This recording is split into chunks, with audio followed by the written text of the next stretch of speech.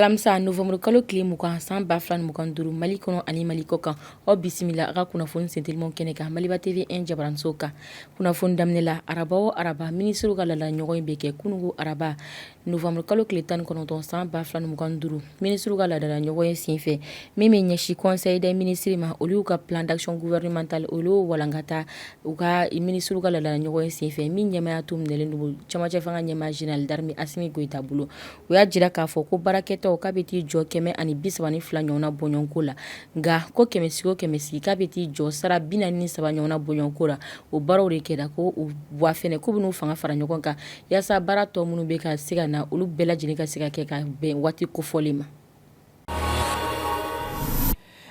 Alisa ministre ka ladala ɲɔgɔn ye o kunnafoni kelen kadira kɔnɔ ministre min ka ca ɲɛsin no kɛnɛya ko ɲɔ bɛɛ lajɛlen ma médecin colonel Asaba Jalo Touré ale ye kunnafoni cikan kura cari n'a y'a jira k'a fɔ ko min bɛ ɲɛsin paludeng ma ko caman bɔra o fanga la nka k'o bɛɛ n'a ta an ka cɛmancɛ fanga ɲɛmaa général d'armée Assimi Goïta a ko k'a bɛ wele bila jamana kɔnɔdenw bɛɛ lajɛlen ma an ka jɛya wale ko k'o matarafa min b'a to bana a si la bɛ se ka latunu pewu ka bɔ an ka jamana kɔnɔ.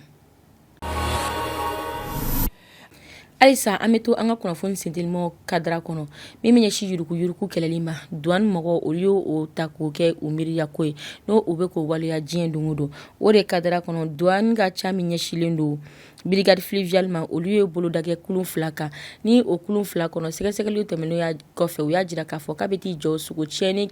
tonne 9 ɲɔgɔnna bɔɲɔgɔnko la ko o de kun b'u kun wa k'u kun bɛ k'u kunda ɲɔbugu de kan o de ye kunnafoni sɛgɛsɛgɛli kadira kɔnɔ u y'a jira k'a fɔ ko ni ma kofɔlen ninnu k'u ka yuruku na sira fɛ k'u ma sɔn ka bɔ sira jɛlen fɛ min b'a to sɛgɛsɛgɛli busan u bɛ se ka da u kan cogo min na.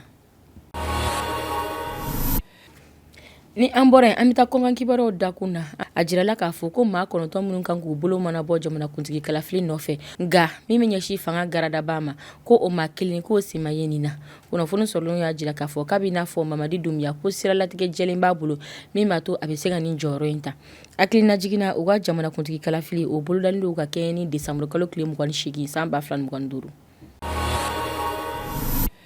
An bɛ kɔkan kibaruyaw kunnafoni kuncɛ ni kɔnɔwari ye a jirala k'a fɔ ko décembre kalo tile 27 san 2025 min bɛ bɛrɛbɛrɛli tɔn RHDP ni o ye Alassane Dramane Ouattara ka bɛrɛbɛrɛli tɔ ye fo ka taa CPDCI ma n'o ɲɛmaya minɛlen don Tijani Camu bolo k'olu bɛna t'u kɔ a da ɲɔgɔn na wasaden jɔyɔrɔ nɔfɛ wa fɛnɛ ko siralatigɛ wɛrɛ fɛ min bɛ ɲɛsin Laurent Gbagbo ka bɛrɛbɛrɛli tɔ ma ni o ye PPACI ye ko ale se ma ye nin wale in na. Ani manaw ni kunnafoni de kuma bolo ka da aw kulo ka kunnafoni sentelima kadira kɔnɔ an b'a fɔ aw ye k'aw kan bɛ don wɛrɛ ni Ala man ka jɔn na